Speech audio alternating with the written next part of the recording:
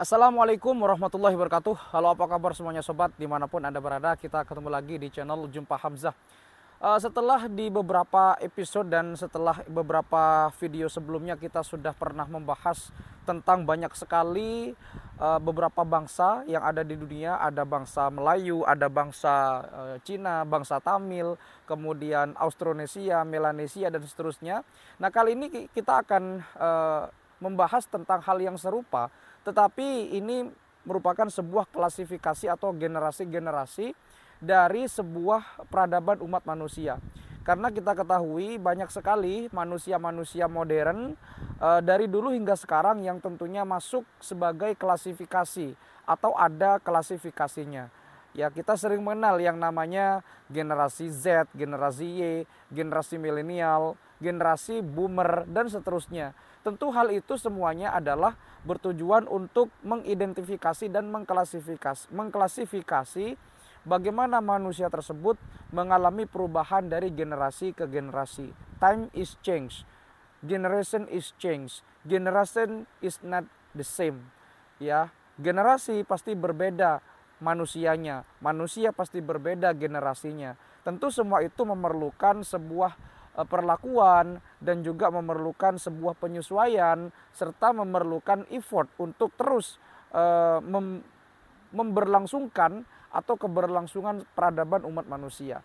Sehingga hal ini membuat beberapa orang ya tentunya yang berbeda generasi itu menjadi perilakunya berbeda, ya entah itu perilaku sosial, entah itu perlakuan intelektual dan seterusnya. Ini akan kita coba kaji dan kita coba bahas pada episode kali ini. Sebetulnya ada berapa generasi untuk manusia modern ini dan siapa yang mencetuskan pertama kali untuk generasi tersebut. Kita putar dulu intronya dan ayo kita lihat bersama apakah kita ada di generasi yang mana.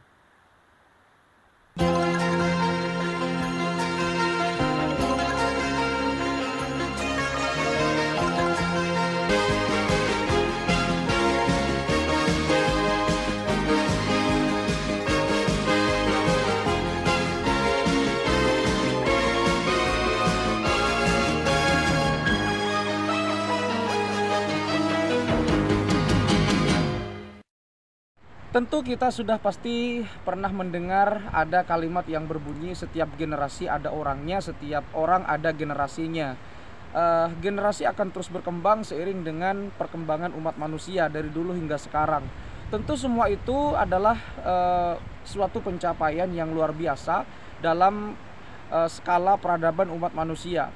Karena kalau kita melihat banyak sekali istilah-istilah yang ada di luar sana yang tentunya sangat familiar dan tak jarang campur aduk bagaimana sebetulnya mengklasifikasi generasi ini. Karena dari dulu hingga sekarang generasi itu terus bertumbuh ya, terus berkembang dan tentunya setiap generasi memiliki ciri khas serta keunikan masing-masing. Bahkan berbeda generasi berbeda treatmentnya ya atau berbeda perlakuannya, karena kita tidak bisa mengintervensi generasi kita dengan generasi sebelumnya. Begitu juga dengan generasi kita dengan generasi yang akan datang dan begitu seterusnya. Intervensi antar generasi akan menimbulkan kegaduhan dan tentunya akan menimbulkan keadaan sosial yang tidak seimbang. Maka dari itu perlu kita mengetahui bagaimana sebetulnya klasifikasi dari generasi ke generasi tersebut. Nah, tentunya Anda pasti sudah mengenal bahwa ada saat ini banyak sebutan-sebutan untuk generasi-generasi tersebut. Ada generasi milenial, generasi Z, generasi Y atau generasi Y dan seterusnya. Ternyata hal itu sudah dicetuskan oleh salah seorang pakar dokter yang namanya Dr. Alexis Abramson. Dr. Alexis Abramson ini seorang pakar generational cohorts atau sebuah pengelompokan masyarakat. Ternyata menurut beliau dari dulu ya manusia modern ini bukan kita membahas manusia yang non modern atau zaman prasejarah. Kita bahas manusia modern, artinya manusia sebelum ada Perang Dunia Pertama, karena di saat itulah manusia modern sudah mulai menunjukkan tajinya.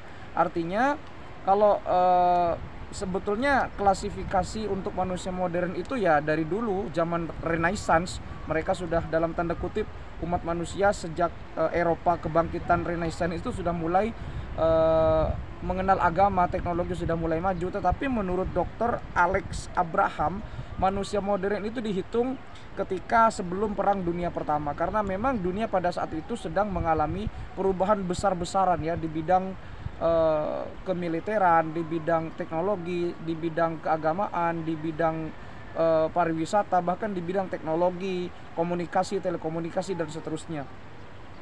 Ada 5 generasi menurut beliau. Yang pertama ada silent generation.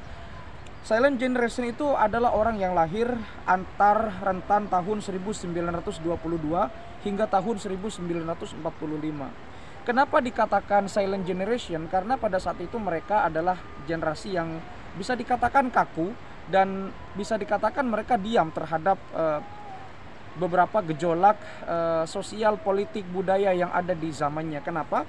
Karena pada saat itu dunia sedang terjadi ekonomi kekacauan global pada saat tahun 1929 hingga tahun 1939.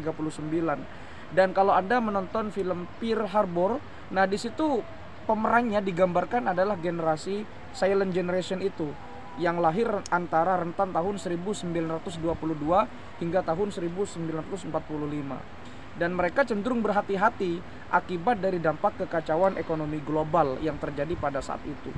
Kemudian pada saat itu juga kan ada perang ya yang terjadi di dunia, dan perang tersebut juga menimbulkan kekacauan di mana-mana dan dampaknya juga sangat besar kepada perubahan dunia.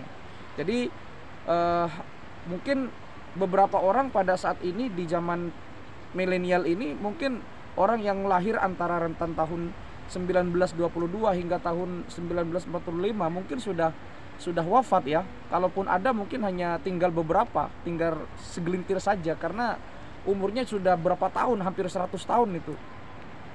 Lanjut lagi setelah itu ada baby boomer. Siapa baby boomer itu? Baby boomer adalah orang yang lahir antara tahun 1946 hingga tahun 1964.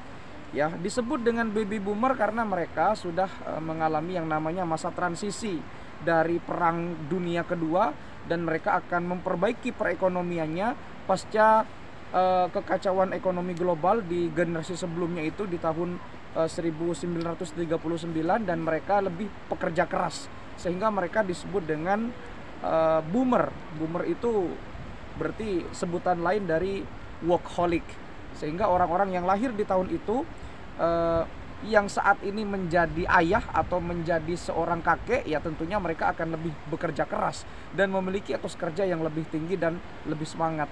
Sehingga tak jarang kita menemukan orang yang rentannya umur segitu ya, di tahun segitu, yang sekarang ini mungkin umur 60 hingga 70-an ya. Mereka tentunya sudah menjadi ayah, sudah menjadi kakek, bahkan sudah menjadi buyut. Tentunya mereka memiliki etos kerja yang berbeda dengan generasi yang sebelumnya atau setelahnya. Lanjut lagi ada generasi X. Nah, siapa generasi X? Generasi X adalah mereka yang lahir antara rentan tahun 1965 hingga tahun 1980, di mana pada saat itu masa transisi sangat besar-besaran. Ya, kenapa disebut besar-besaran? Karena pada saat itu juga perubahan dunia seperti kekuatan besar Eropa itu sangat berpengaruh di dunia. Mereka dalam tanda kutip mengetahui runtuhnya Uni Soviet, kemudian terbentuknya negara Rusia, dan mereka juga melihat perkembangan sosial budaya, fashion yang sangat luar biasa, perkembangan musik, perkembangan teknologi, perkembangan telekomunikasi, industri otomotif, roda 4, roda 2, sangat begitu masif, bahkan termasuk olahraga, kepariwisataan juga ada di situ.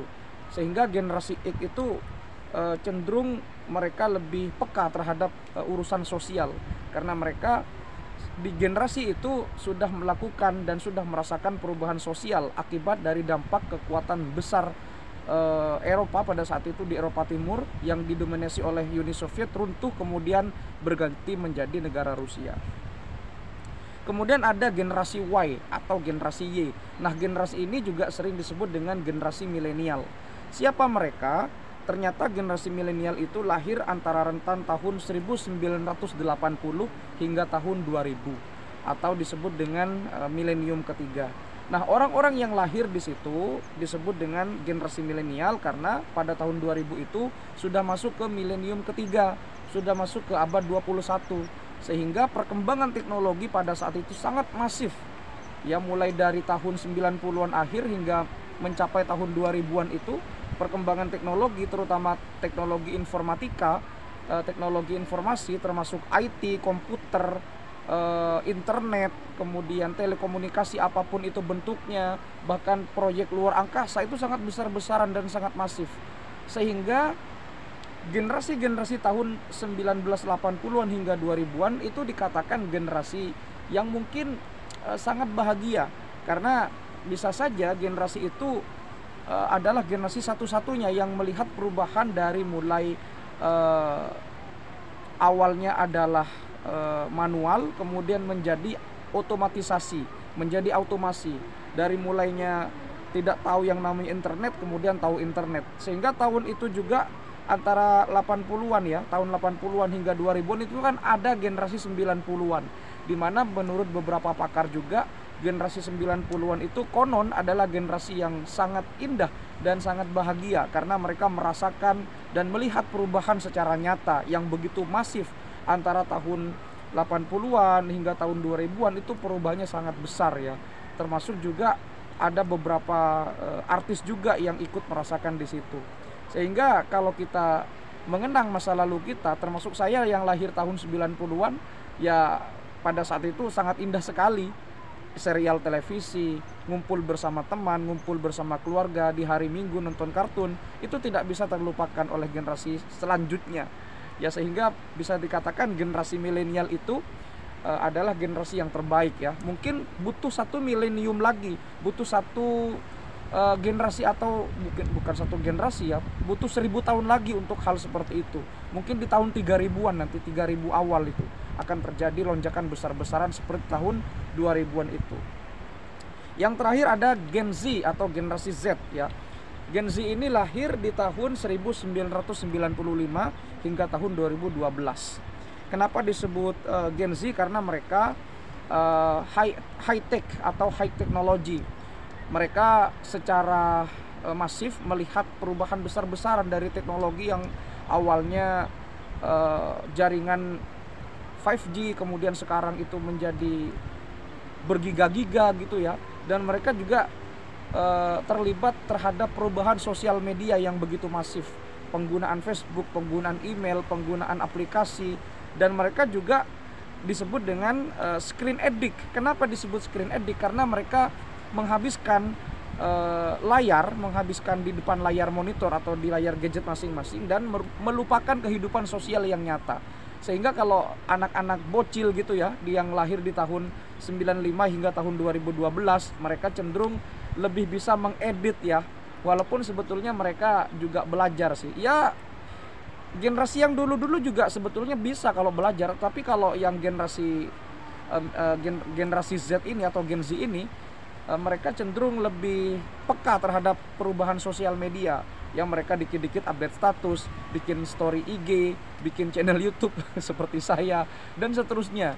Sehingga itulah klasifikasi manusia modern menurut Dr. Alexis Abramson, seorang pakar generational cohorts atau pengelompokan sosial masyarakat.